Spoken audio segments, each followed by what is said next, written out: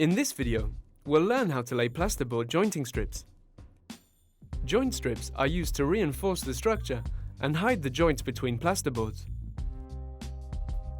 To do this, you'll need a plastic tarpaulin sheet, some adhesive tape, 3 putty knives of different sizes, some glue or joint filler, and some scrim tape.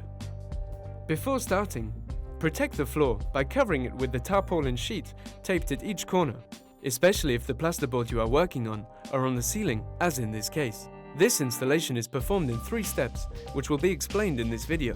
Step 1. Applying the joint filler. Before laying the strips of scrim tape, you must fill the gaps between the plasterboards and the screw holes with joint filler.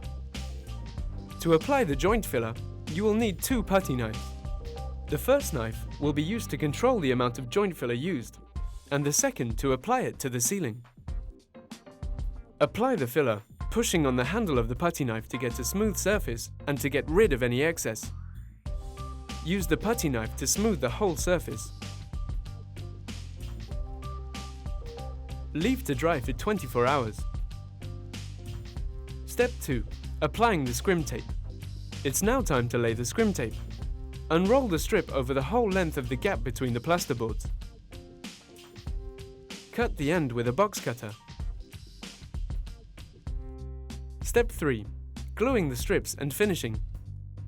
With the putty knives, apply glue over the strips of scrim tape and leave to dry for about 24 hours. It is best to use a large putty knife to spread the glue as evenly as possible. Leave to dry and apply a second layer. Respect the drying time indicated. As long as the strip is still visible, the glue or filler isn't dry. When the glue is dry, sand with a sander or some fine grit sandpaper. You now know how to lay plasterboard jointing strips.